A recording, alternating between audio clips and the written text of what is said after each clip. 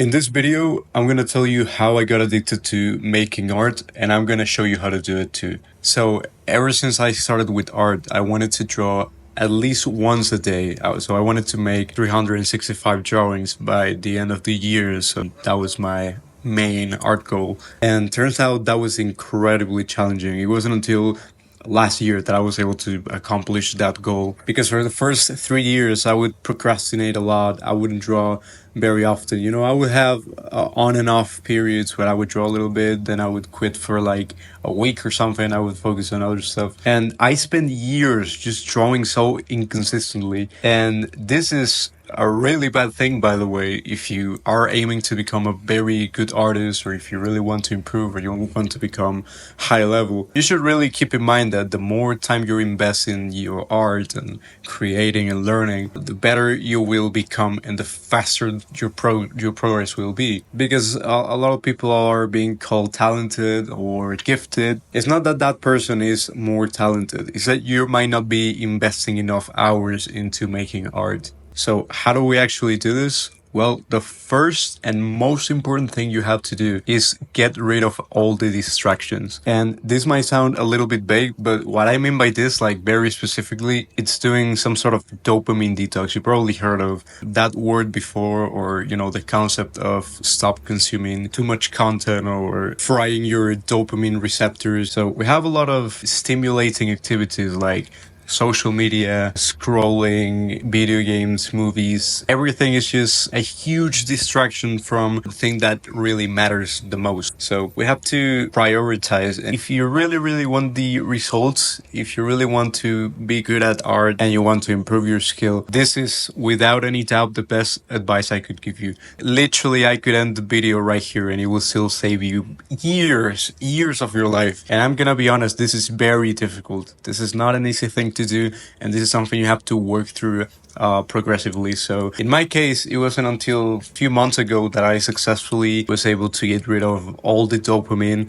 Or, for the most part, there are some things that are kind of inevitable to fall into, but I deleted all social media, all video games, everything. And the reason why we want to do this is so making art becomes the most stimulating activity we have in our day. So if making art is the most fun activity you're able to do all day, you're gonna stick to that. You are hardly gonna do anything else, right? It's like video games. What is a more fun activity than playing video games? Because a lot of people play video games every single day. So if that is something you do every day, and that is literally the most fun you have, you're not gonna find enjoyment in anything else. The point is just to get rid of as much of that shit as possible. You really don't want to have that hindrance in your life. Also, because of your mental health and stuff, it's very important to have a very clear mind if you want to be a good artist. So the second point is minimizing the friction as much as you can. So if you can have your art software in your computer open all day, you might want to do that. Or you might want to have your sketchbook open in your desk or whatever. Have everything already set up so it's easier for you to just sit down and do the thing right away. Point number 3 is consume art and force the inspiration. So many artists complain that they don't have inspiration, but a lot of people don't know you can actually force the inspiration. You see, I never had the problem that I ran out of inspiration. If anything, I had the opposite problem. I had like 20 Pinterest tabs open because I wanted to draw every single reference I saw. Or I had Instagram opened and I wanted to make a study of every single artist I saw in there. So inspiration is not really the problem, right? And if you are struggling with art block, I don't know what to draw, or I don't really have any motivation, just try looking at different artists, go to social media or go to Pinterest, whatever. And trust me, looking at other people's art is just an instant boost in inspiration. It's actually crazy. Another thing which is a bit obvious that will absolutely give you more inspiration and more will to make art is to improve.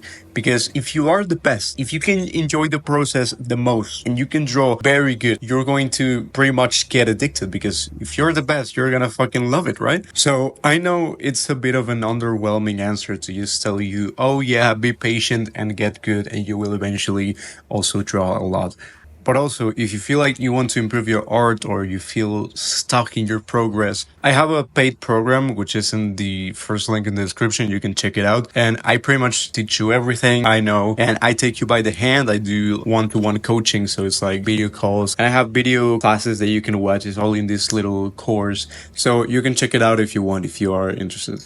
Okay, so the next point is to draw first thing of the day. You wake up and you start drawing. You don't do anything else. You don't even brush your teeth. You don't go eat your breakfast. Literally, the first thing you do is draw as much as you can until you get exhausted, and then you go do your normal routine after a few hours. And I know a lot of people are kind of busy and, they can't really do this, but if you're very serious, if you want to, I don't know, be a professional or something, I really recommend you doing this. This is the single best productivity task you can do to maximize your art gains, because you have to understand that making art is very fatiguing for your brain. You have to make a lot of decisions and you have to actually make your brain work. Making art is not the same thing as consuming art, because you actually have to get the gears running. So if you can save energy for the very moment you're about to draw and you can do it first thing in the morning, you're going to be a lot more productive. It's going to be more of a habit that you're going to do, and it's going to be a lot easier for you to improve faster, and you're going to again have that positive feedback loop of now I'm better at drawing and now I like it more and now I draw for another hour a day. So if you can do that, you might as well give it a try. Another tip, which is a little bit weird and most people are probably not going to listen to this, is your diet. So nobody really talks about this, but again, your brain is the one who's doing the work. And if you're eating junk food every single day, if you're eating trash and you feel bloated and you feel slow as hell, those times where you ate a family-sized pizza and you ended up feeling bloated and slow, and all you wanted to do is just lay down and scroll on your phone. And I'm telling you the truth, if you want drawing to be easier and you want less friction and you want to, get rid of all that burden, having a clean diet is just key if you want to have a healthy brain. And last thing I recommend you is having the goal of drawing at least once a day, at least one drawing a day. So by the end of the year, you have 365 drawings and, you feel kind of good about yourself, right? Because you were able to sustain the habit of drawing at least a little bit, at least one line every single day. And that is enough for you to create the habit and the muscle memory to kind of force yourself to enjoy it more. As unsexy as it sounds, it's just having a little bit of discipline to at least draw a little bit every single day. So this is all I have to say for today. If you're interested in the course I'm selling, you can go to the first link in the description. So yeah, thank you for watching. I'll see you in the next video.